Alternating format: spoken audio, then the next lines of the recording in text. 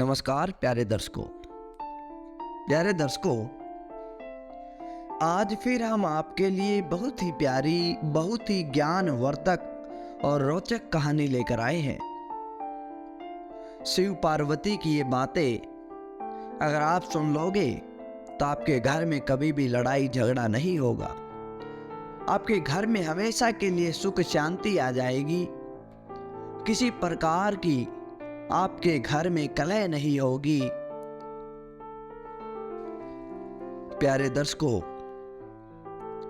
आज की यह वीडियो हर एक परिवार के लिए, हर एक सदस्य के लिए बहुत ही महत्वपूर्ण है।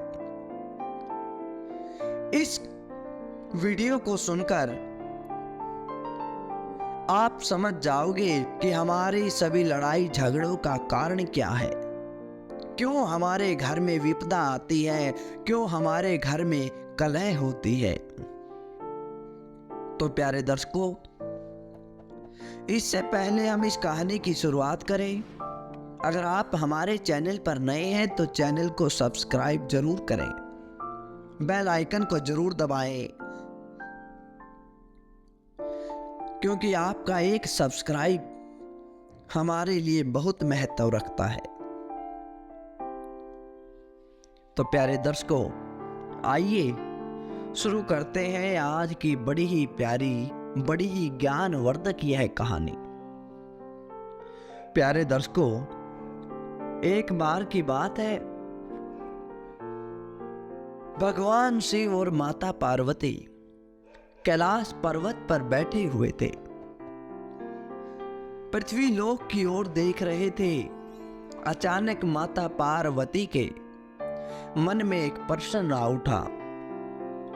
माता पार्वती ने भगवान शिव से कहा कि भोलेनाथ, प्रभु मुझे एक प्रश्न का उत्तर बताइए। भोलेनाथ ने कहा कि कहो पार्वती, तुम क्या पूछना चाहती हो। माता पार्वती ने कहा कि प्रभु,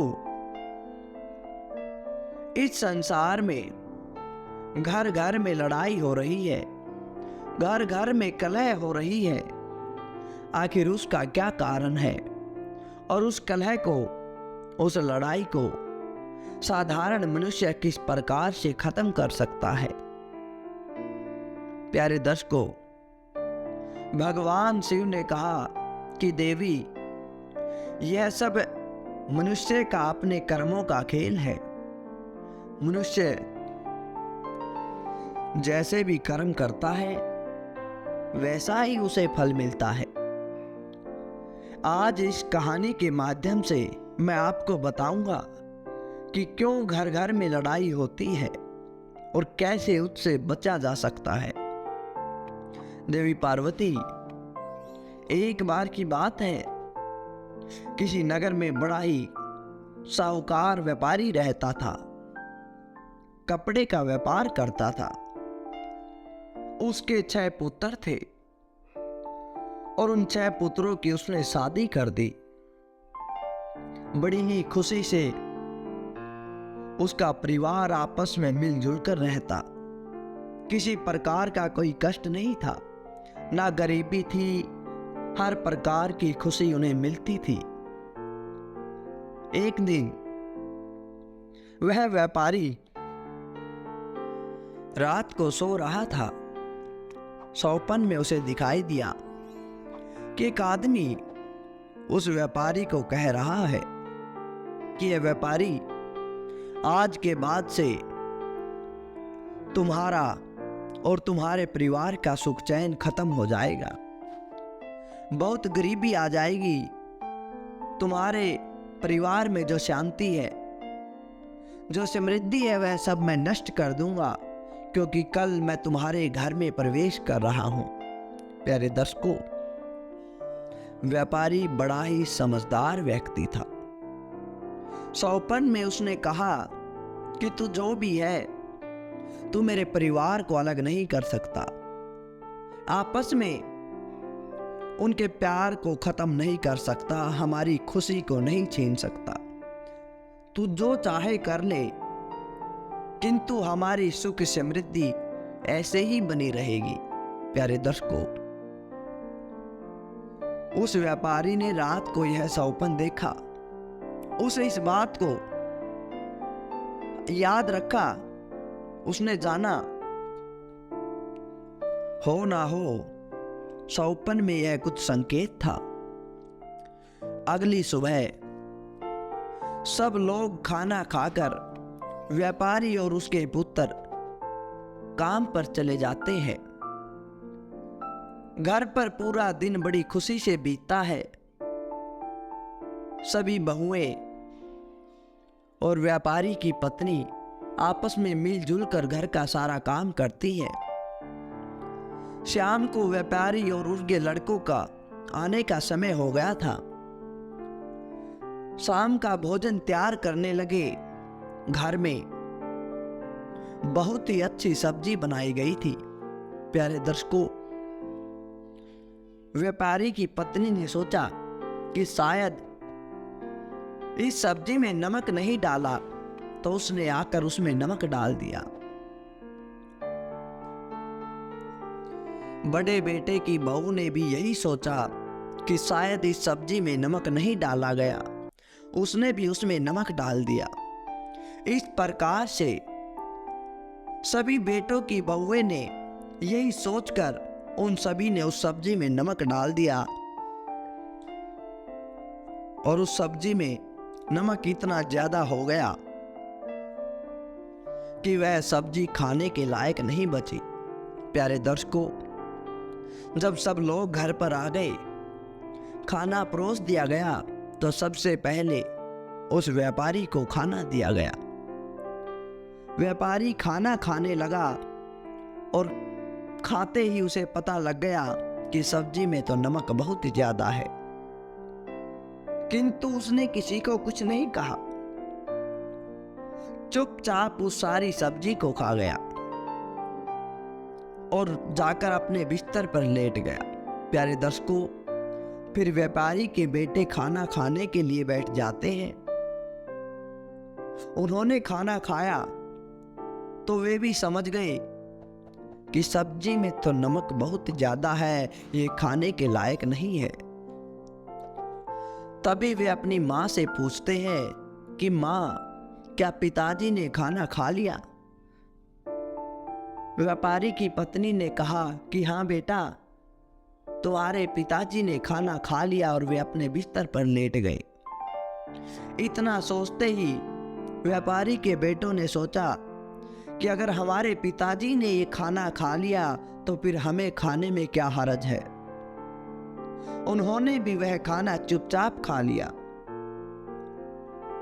प्यारे दर्शकों, सब लोग यही सोचकर चुपचाप खाना खाते रहे, किसी को कुछ नहीं कहा। रात हो गई, सब लोग सो गए, व्यापारी भी सो गया। प्यारे दर्शकों, व्यापारी को सौपन में वही व्यक्ति फिर दिखाई देता है।